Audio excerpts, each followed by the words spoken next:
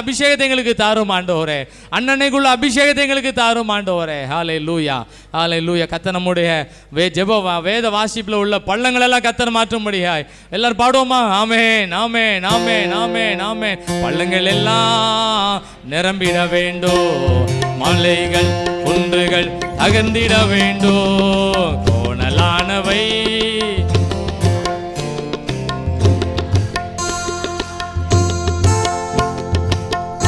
எல்லாம்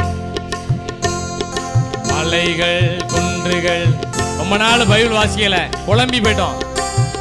கோணலானவை நேராகணும் ஆண்டவரே, கரடானவை சமமாகணும். எதுக்கு நம்ம வாசிக்கணும்? ராஜா வருகிறார் ஆயத்தமாவோ,